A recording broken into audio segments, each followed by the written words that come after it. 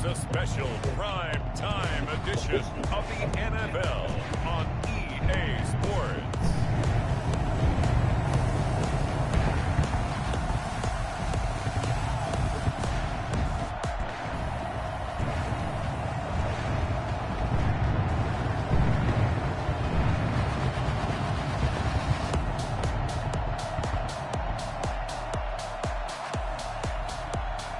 Buffalo Bills taking on the Houston Texans. Winter is just around the corner as you get a look at Bill Stadium just south of Buffalo, New York. The scene a few moments ago, here it is. It's unlike any other in sport as both teams made their way out of the tunnel. These folks are fired up as their guys are ready to do battle between the Houston Texans and the Buffalo Bills.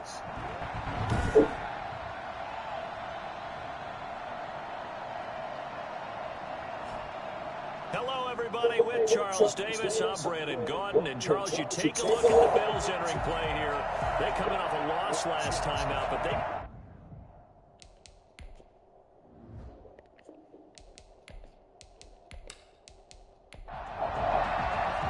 It's the final 3 weeks of the season. Still plenty to play for here as we're underway in Week 15. Here's Smith to return it. And he'll take it up past the 25 to the 26-yard line. The Buffalo offense coming out, and it is Josh Allen who's at the helm. There's a lot of good to watch in the game last week, wasn't there? I mean, he did throw 2 touchdown passes. That was impressive. And he's so close, isn't he? The 3 interceptions killed him and his team. That was costly. But if he just cleans that up a little bit, there's a reason for optimism with this team and this passer.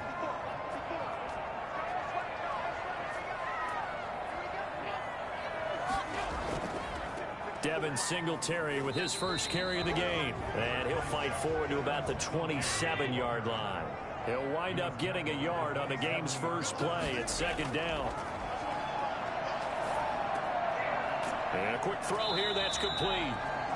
They'll get 9 there as that sets him up better for third down. A gain of 9 brings up 3rd and 1. From the gun, it's Allen. And this is going to be incomplete. How about some applause for the defense there? They forced him to throw that one into coverage, and just like that, they're staring at a 4th down. Well done. And here now the punter, Martin, booming this one away. It'll wind up just a 35-yard punt, no return. And the offense will take over with a new set of downs. So out come the Texans for their opening drive. And we get a glance here at their leader, the man who will be calling the plays under center. And I'll bet right now just one thought in his mind. Win the game. Oh, yeah, without a doubt. He played pretty well. I mean, just got my tempo delivery. Check out, see what we got inside. Have a busy schedule. And the best quarterbacks don't care about anything but whether or not their team won. Now a throw over the middle, and he's got it to start the drive. And he gets this one just shy of the 40. They'll mark him down at the 39. The numbers for him from a week ago. 6 catches, 56 yards, and a touchdown. Yeah. You guys don't like dance in the lunchroom or anything, do you? We don't even eat them. I met Jen after she was ghosted by an ex. It took her years to get over it. He just popped back into her life. Looking for answers, she found my... 14-yard pickup. That's 14 yards on 2 straight plays. Murder Hero attempted quite a few spin-offs via backdoor pilots during its 12-season run.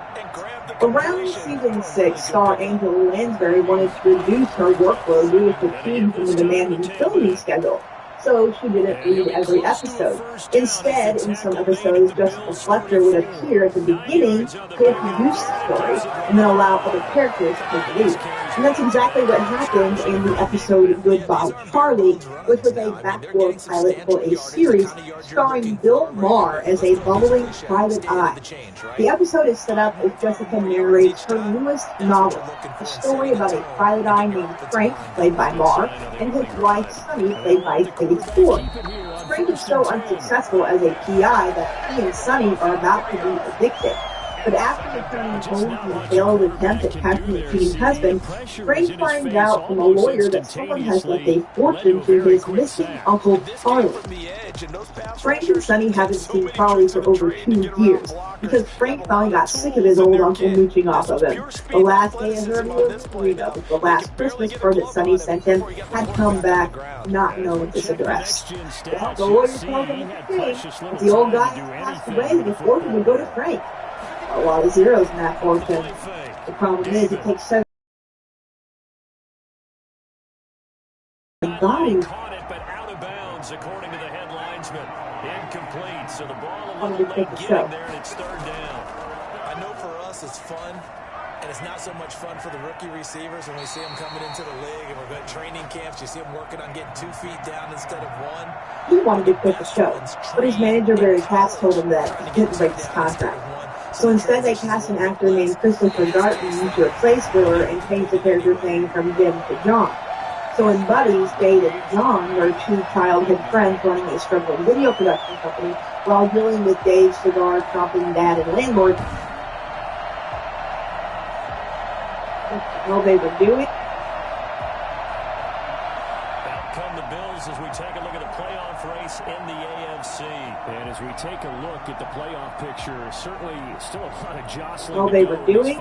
Probably all the above. The good thing is, less than 2 years later, Chappelle and Brewer would star together in Hat Face, one of my favorite stoner comedies. They both ended up doing just fine. Jim, you said you were going to be home last night, but I came by your house and you weren't home. Where was I? You've always known me to lion, and they repeat things.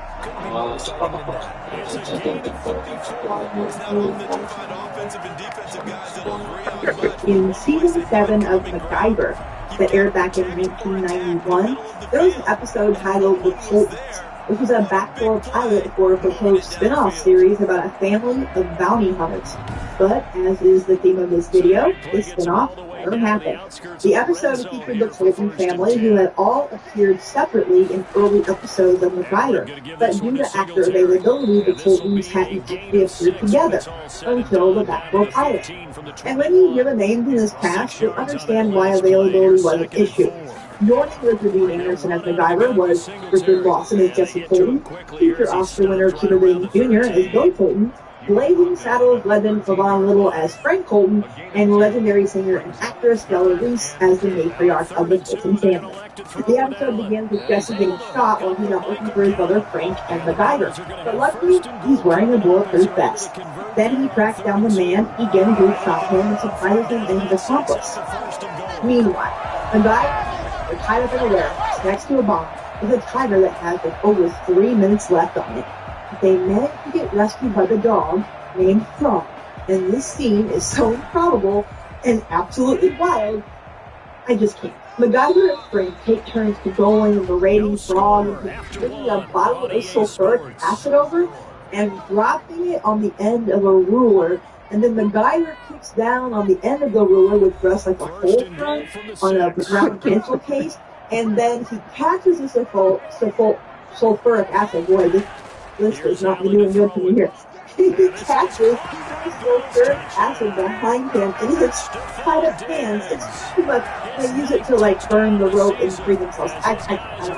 Anyway, MacGyver comes out of the episode with a 5-minute mark, and then the rest of the stories are of the Colton brothers searching for a girl in Chinatown who is the eyewitness to a murder committed by a crime lord. They find the girl, the guy gets involved in the Chinatown power struggle. There's a trap set that they took an assistant district attorney, and that leads the Coltons handing the girl over to the crime lord. Ultimately, the backdoor pilot didn't really do enough to set up long-term stakes or compelling storylines for the Colton family. Viewers are left with a strong reason really to tune in for more.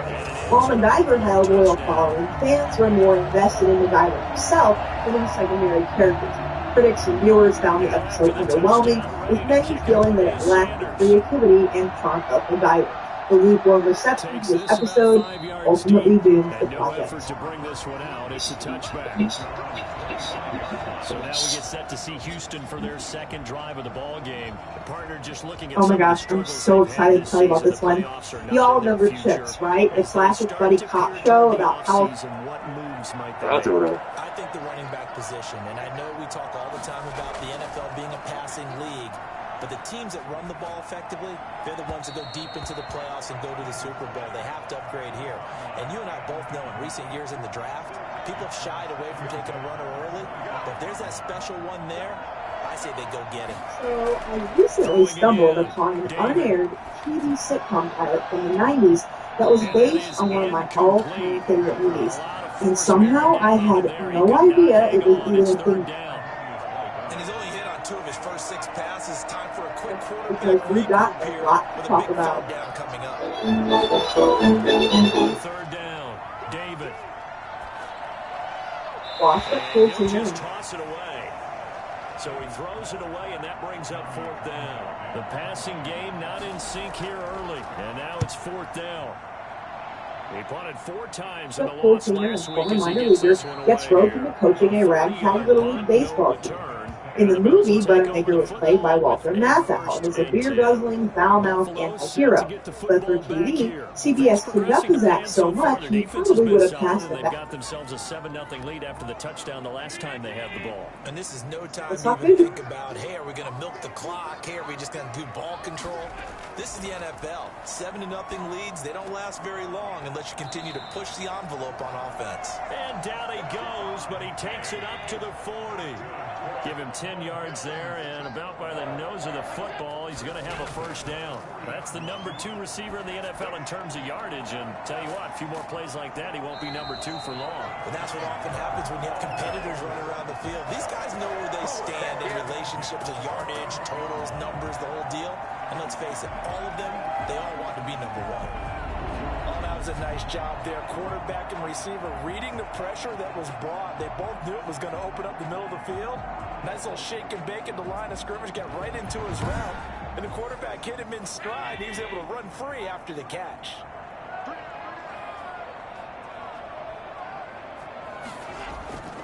They'll run on first down with Singletary. And the running lane's non-existent in this first half as they'll stop him behind the line. Officially, hey you guys, I'm back for part 2 of 31 neglected 80s movies that deserve our YouTube reactions. You're hoping that each of your guys gets those one-on-one blocks and creates a crease for your runner. You know what the converse is, though? You've got to win those one-on-one blocks. And when you don't, that's the result you end up with.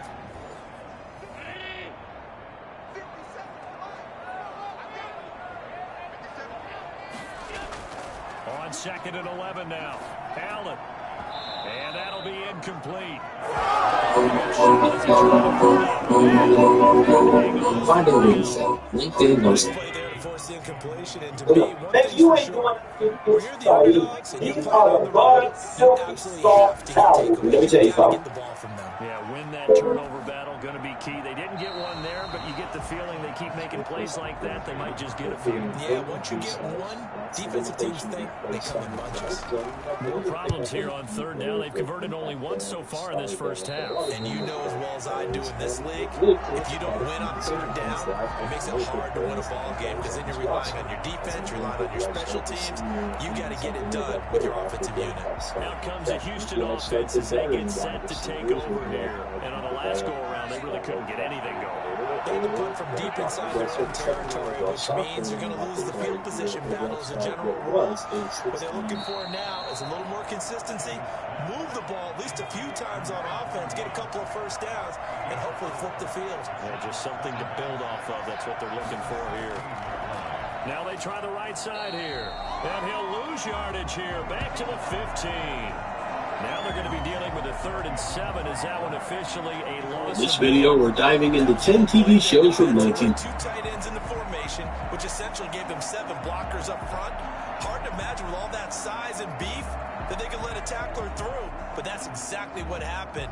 A loss resulted. Radar knows that sound means a Chewy delivery is on the way. All the goods In the vibrant and theatrical world of professional wrestling, few tag teams have managed to leave as indelible a mark as Demolition. Comprising Bill Eddie and Barry Darslow as Axe and Smash as the core members, and later joined by Brian Adams as Crush, Demolition stood out as a dominant force in the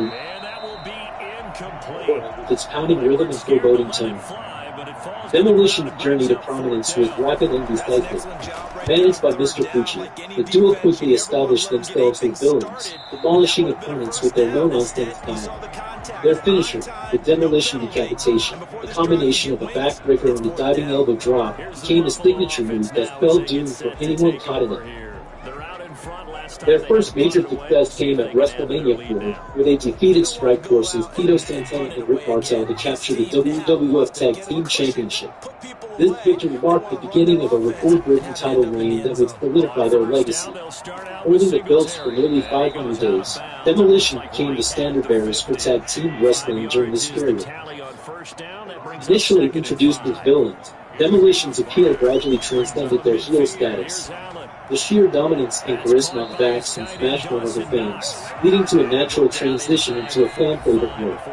Their feud with the Powers of Pain, that consisted of the Warlord, the Barbarian, and their former manager, Mr. Fuji, played a pivotal role in this transformation. At Survivor Series 1988, Demolition decisively turned on Fuji after he betrayed them, winning the audience's loyalty in the process. Their rivalry with the Powers of Pain was a showcase of brute strength and psychological warfare.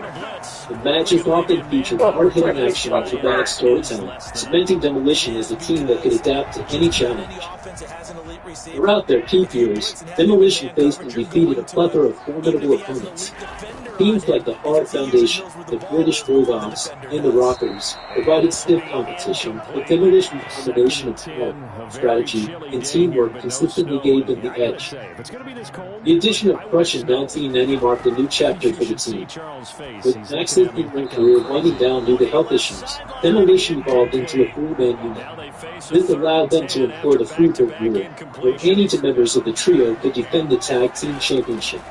While this move extended the team's longevity, it also marked the beginning of a gradual decline in their dominance. One of the most anticipated feuds for Demolition was with the Legion of Doom, also known by the Road Warriors and other promotions, comprising Hawk and Enemy. Fans had long drawn comparisons between the two teams, given their similar appearances and styles. The Legion of Doom joined the WWF in 1990. The clash between these two iconic factions seemed inevitable. Unfortunately, the rivalry never fully lived up to its potential, partly due to creative decisions and timing issues. Nonetheless, the brief encounters between Demolition and the Legion of Doom remain a significant chapter in wrestling history.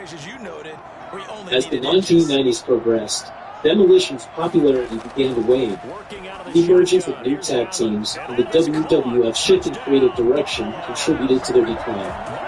Axe's departure in late 1990 left Smash and Crush to carry the mantle, but the duo struggled to recapture the magic of the original pair. Demolition's final notable appearance as a team came at WrestleMania 7 in 1991, where they suffered a loss to Junichiro Tenryu and Koji Kitano. Shortly thereafter, the team quietly disbanded. Smash transitioned into a new character, Youthful Man, while Crush embarked on a singles career. Despite the relatively short time at the top, Demolition's impact on the tag team division remained undeniable. Demolition's influence on professional wrestling is profound. Their dominance during their peak years redefined what a tag team could achieve in the WWF by combining physicality with theatricality. Axe and Smash set a new standard for storytelling and character work in tag team wrestling. The team had a record-breaking title reign that stood for decades before finally being surpassed by the New Day in 2016. Many fans and historians argue that Demolition's era presented unique challenges and opportunities that make their accomplishments unparalleled. Beyond their accolades, Demolition's enduring popularity is evident in their continued presence at wrestling conventions and nostalgia events. Both acts bench have embraced their legacy, appearing together at fan gatherings and sharing stories from their storied careers. Their influence can often be seen in the many teams that have drawn inspiration from their aesthetic and approach, such as the ascension and modern iterations of the Road Warriors. Despite their legendary status, Demolition has yet to be inducted into the WWE Hall of Fame. This omission has sparked considerable debate among fans and industry insiders. Some speculate that the team's involvement in a class action lawsuit against WWE over head injuries may have contributed to their exclusion. Regardless, the lack of formal recognition does not diminish their standing in the eyes of fans. Demolition's journey through the WWF was one of innovation, domination, and lasting influence. From their intimidating entrance to their hard-hitting matches, acts, smash, and later cross-captivating audiences, redefined the tag team division. Their time at the top was relatively brief. Their impact has endured, earning them a place among the most iconic. But when it's cold and dry like this, and it is cold, it's also slick that way because you're not able to really grip it the same way. Your hands are cold, and then the hits seem harder. So, yeah, it's a lot more difficult to hold on to the football, which means you have to emphasize it that much more. So, Aaliyah Boston, when she was first drafted to the Indiana Fever, they were a poverty franchise. One of the Bills got going a little early. Well, it's That's going to set him back 5 yards. Today's recap is going to be a lot of fun because we have to talk about the next show we have to talk. So the shotgun snap to Allen. That'll be incomplete with 9 seconds. Ready to defy expectations with Optimum's blazing fast internet and 99.9% network reliability. Today's recap is going to be a lot of fun because we have to talk about got his man there, complete to Gallup. Junior trade. I don't think that's going to happen with the fact that they're leaking this sort of rumor. It's got to scare Pete a little bit. Kind of reminds me of remaining in the first half. They'll call the timeout. It's no secret that NXT General Manager Ava is the daughter of Dwayne "The Rock" Johnson, but as is clear from her name change, she's making her own way in the world of pro wrestling. Born Simone Johnson in August 2001, Ava comes from a long lineage of wrestlers, dating back to her great-grandfather, High Chief Peter Maivia. She's WWE's first fourth-generation star. Ava doesn't even credit her father for being the one to get her interested in wrestling, but rather her grandmother, Ata Maivia Johnson, who was married to The Rock's father, Rocky Johnson. I knew that it was my process and I was at night. Ava knew wrestling was for her when her grandmother showed her a collection of WWE DVDs dating back to the 1980s. That's when she knew she wanted to try for a career in pro wrestling. Ava graduated from a private high school in Florida in 2019, initially planning to go to New York University for college. A knee injury prevented that, though, and she decided to stay in Florida and pursue a professional wrestling career at the WWE Performance Center.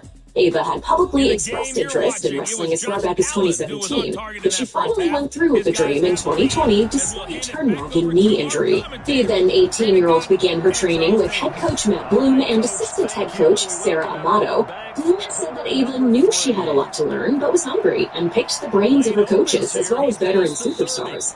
In May 2021, Ava was named as the most improved developmental talent in squats for the year so far. Paul Triple H Levesque, who was running NXT at the time, compared her to Charlotte Flair, saying she had the same strong resolve. He also noted that Ava was doing everything from helping to put up the ring to picking up towels, making her one of the hardest workers in the Performance Center. Ava was given her ring name, Ava Rain, in 2022, just before her TV debut. The higher-ups at NXT clearly wanted to change her name, and Ava explained on X, formerly Twitter, that it wasn't an act of disrespect to her family, writing, "A name doesn't discredit any prior accomplishments from any family." Yeah, seriously independent. It's very important for her to make her own way, blaze her own trail, blaze her own path. After recovering from a third knee surgery, Ava appeared at an NXT live event in Orlando and cut her first in-ring promo that July. She called herself the Final Girl, portraying herself as a heel and running down Cora Jade. Ava officially debuted on television on October 25th, where she was revealed to be the fourth member of Joe Gacy's cult-like Schism stable. After removing her mask, Ava said that she had found love and acceptance with the group, and the three men completed her. Her first match came at the Stand and Deliver live event in April 2023. She teamed with Schism for an 8-person tag match against Chase Hughes, Andre Chase, Thea Hale, and Duke Hudson, alongside Tyler Bate. Schism lost that one, but Ava scored her first victory on the June 6, 2023 episode of NXT, when she scored the pin in a match between Schism and Diamond Mine. Ava wrestled 6 matches between April and August 2023, with only 3 being televised. Her final match was a loss to Ivy Nile on the NXT Heatwave special. By that time, she had dropped the reign and just started going by Ava. Schism disbanded in September 2023, and Ava moved on to become the on-screen assistant to Shawn Michaels, who had taken over running NXT. At the age of just 23, she became the youngest ever general manager in WWE history in early 2024. Notably, her on-screen rise to power also coincided with her father being added to the board of directors of TKO, WWE's parent company. As general manager, she's been involved in multiple angles and made some big announcements, including the unveiling of the NXT Women's North American Championship. Ava's transition from wrestler to on-screen authority figure has raised some questions about whether she's still training in the ring. Michaels said in late 2023 that she was still on the active roster, but was vague about it in April 2024, telling reporters, "From a ring standpoint, we'll wait and see on that, to be perfectly honest, because she's doing a fantastic job as GM. It remains to be seen if Ava will return to a WWE ring, but fans can still see her every Tuesday on NXT. An extra point attempt to follow here.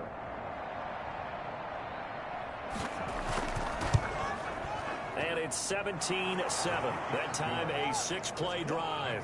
And it ends with a 1-yard touchdown He wasn't thinking of run. either when he played in meaningful minutes. We could try and point this loss on one person, but the reality is this was a total team effort. And in a bad way. The Cavs averaged 13 turnovers per game. And the kick is away.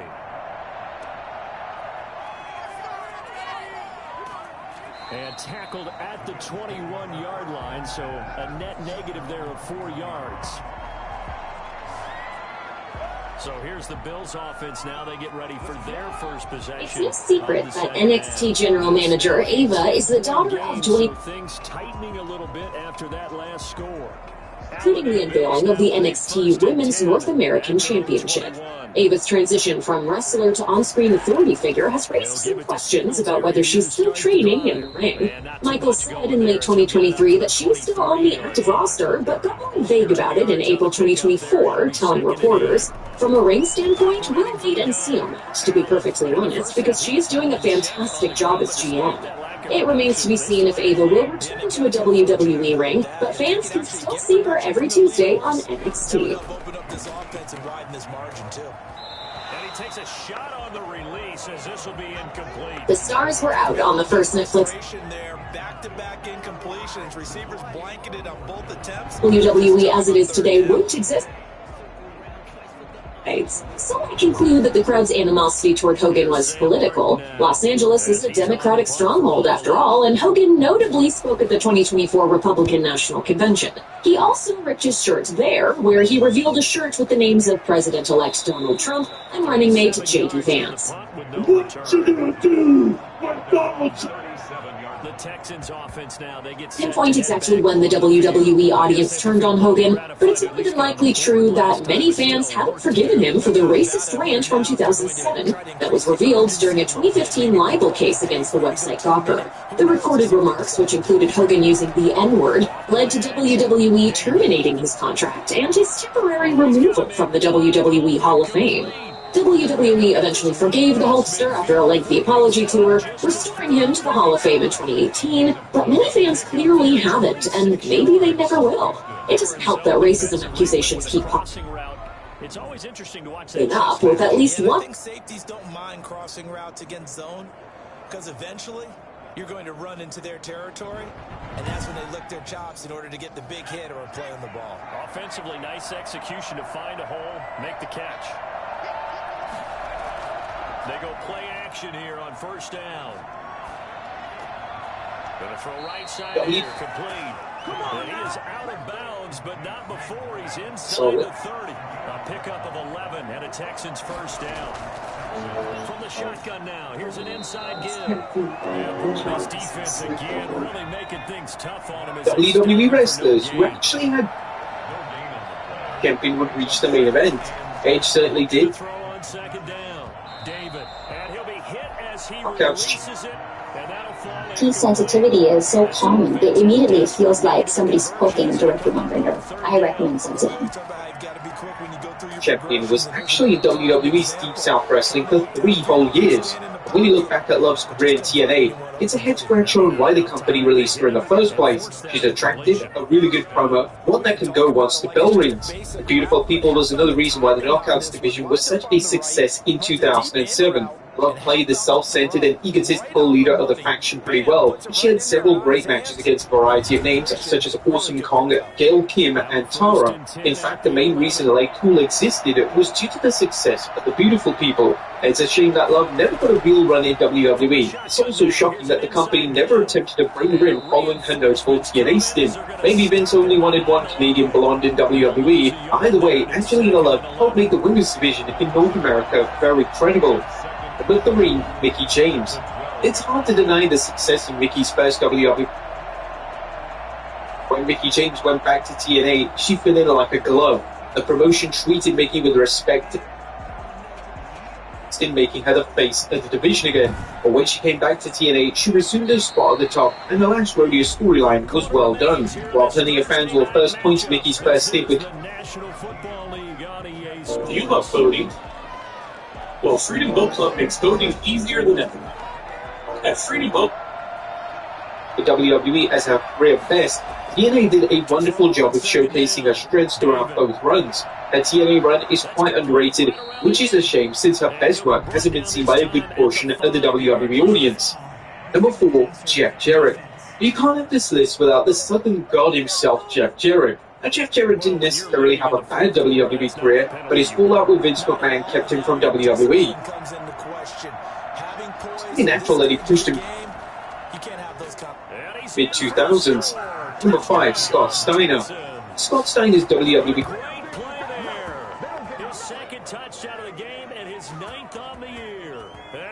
Two times stronger defense against erosion and effective cavity protection. Enamel Active Shield. Repackaged as Ethan Carter 3, the former WWE star excelled as the entitled nephew. For some odd reason, Vince McMahon decided to give him a new gimmick. EC3's promo skills are how he got over. Was brief but unremarkable. The whole Control Your Narrator promotion was dead on arrival. He's currently the NWA World Heavyweight Champion, but unfortunately, that promotion has lost all of its hype in recent years. But still, what he's doing now in NWA is 100 times better than anything he did in WWE's main roster. Number 7, Matt Hardy. Matt Hardy will So just a 3-point game now as they send this one away.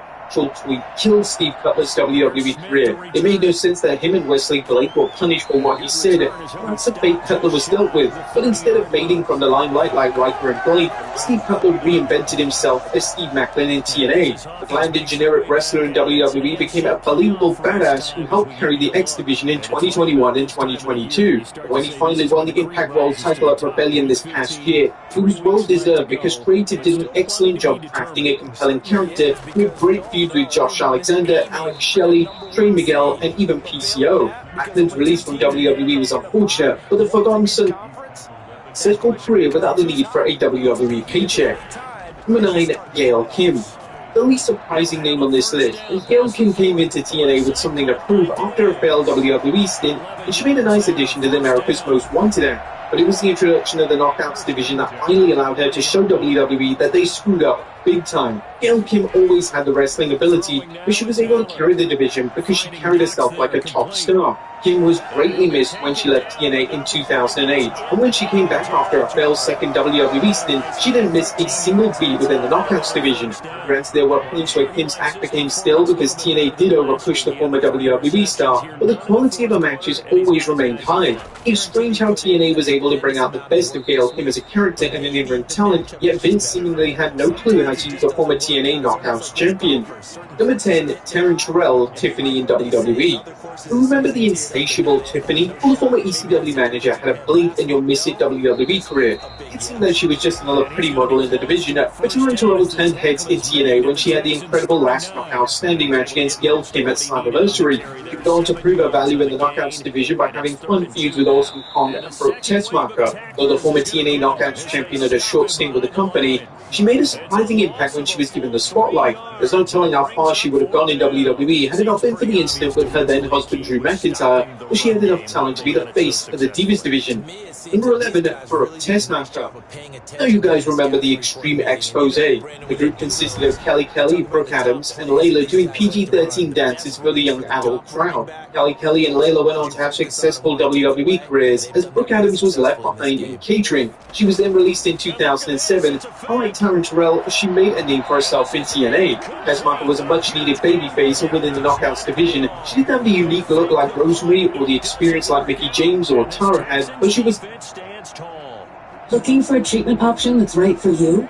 Ask your healthcare provider for more information. Visit a likable presence who got better as a performer every time she stepped into the ring. Tessmacher perfectly fit the motto that WWE was desperately pushing during the time: strong, sexy, and powerful women. She would have made a better babyface than Kelly Kelly because she had good mic and in-ring skills. Number 12, Bully Ray. Bully Ray being one of the best... He's had a successful WWE career, but that success is thanks to his stint in TNA. When Lashley was first introduced to the wrestling world in 2005, he came across as another generic big man who satisfies the stereotypical model of what Vince McMahon likes. Lashley wasn't a bad wrestler, but he was rather bland and forgettable. WWE tried their hardest to make him a star, but his promo skills killed his chance at getting over with the fans. The former WWE champion got better as promos and character thanks to his 2 stints in TNA. Lashley was allowed a bit more freedom in the promotion, so he was able to organically showcase his personality and work on his craft as an in-ring performer. His best time came with a beat-down clan. Got his man complete over the middle. That's Leonard.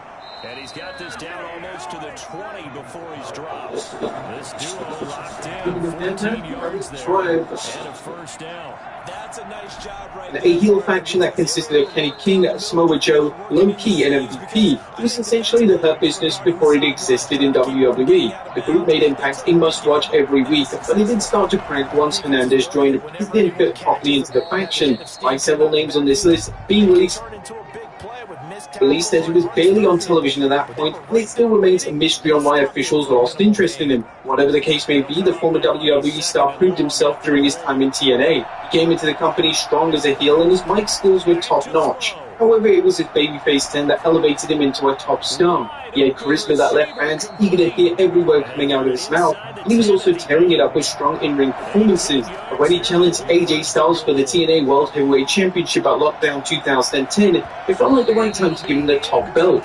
Sadly, they didn't. His star didn't fall after the loss, but De Niro's momentum was noticeably impacted. But still, his first TNA run was a giant success. He proved that he could hang with the big boys, and there was some optimism over WWE possibly re-signing him once he left in 2013. Unfortunately, they didn't. Elijah Burke is one of those names that had all the potential in the world, but for some odd reason, WWE just didn't know what to do with him. But there you have it, folks. WWE wrestlers were bet. And this is caught. Touchdown. And they've taken the lead here in the final minute. Wow, I know it's a never-say-never situation, but to me, that looks like that's the one that's going to finish him off. A score that puts him in front here late. You got to rally your kick team, don't you, and say the last thing we need is a big return. And what happens is guys get over here, get out of their lane, but they want to make the last tackle. You mess up, could come back at you a long way. Now the try here for the point after.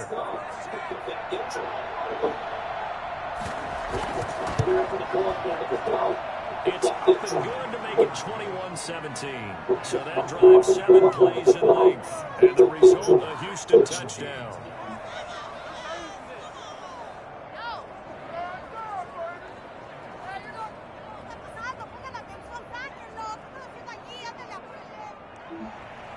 Set now to kick this one away, and off it goes.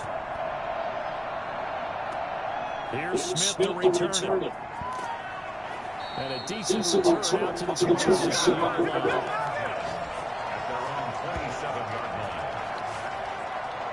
Allen and the Bills now. Down 21-17, 53 ticks to go. A fourth straight defeat looming on the horizon, barring a comeback here as they've got him with a first down.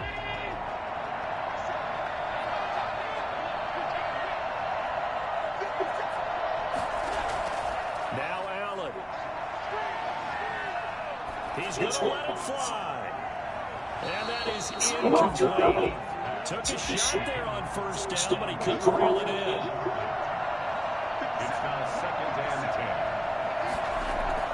10. He's back to throw. And he can't corral it. That would have wrapped it up if he'd been able to hold on. Instead, it brings up 3rd down.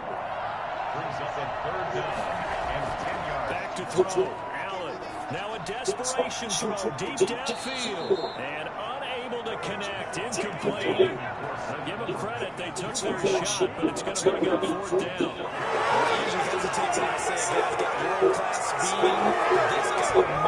Let's fire the starter's pistol. Let's go. If you've got him, you've got to try and use him. A lot of anticipation with the ball in the air.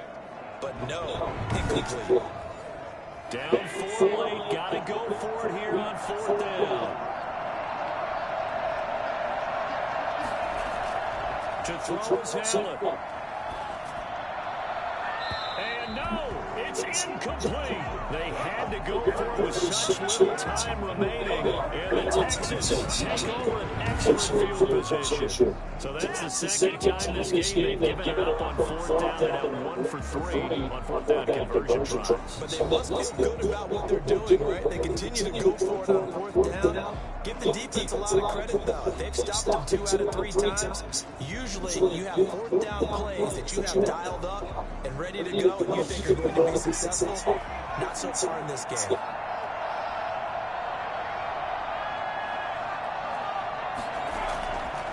From the shotgun now, here's an inside give. Down right around the 25.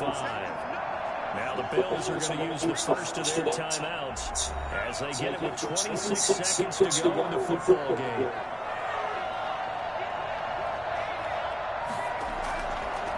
From the shotgun now, here's an inside give. This will be a short gain of 3 before he's brought down at the 22. Now the Bills will use the second of their timeouts as they stop him with 22 ticks to go in the 4th. Now a handoff here to his running back. And boy, he is very close to a first down, but from where they're spotting that football, he's going to be a foot or so short. So on 4th down, out trots the kicker in a big spot here. From the left hash, this from 34. And his kick is right there. It's good, and that'll make this a 7-point game. Bills 17. From a defensive perspective, though, I think maybe they're saying, hey, we did what we needed to do, kept this a one-score game. Yeah, without a doubt, because they were able to bleed some time off the clock, right? Put themselves in a good position, but it's not out of reach yet. Okay, being able to hold them to a field goal means that they do have a chance to come back and win this game. Allen to throw. He's going to let it fly. And that'll be incomplete. We do have a penalty flag down, however. Let's see what that's about. So following the hold, they're in a bit of a hole here with a 1st and 20. One final shot. They'll look to throw. Now a desperation throw deep downfield. And it's incomplete. So their final drive comes up empty. And with that, the ball game is over. This was going to be hard to digest. You take the lead into the 4th quarter, lose that lead. Maybe they felt like they let this one slip away a little bit. They will definitely feel like that because when you have a lead in the 4th quarter, all you talk about doing is finishing and closing a game out. But when you flip it over, how about that? Making the comeback and then finishing the game, sealing it on defense, they will feel jubilant in their locker room. So for the Texans, the win gets them to 5-9 now on the year. And they'll get a few extra days to get ready for next week, where they take on the Pittsburgh Steelers. Meanwhile, for the Bills, they fall to 8-6 with the loss.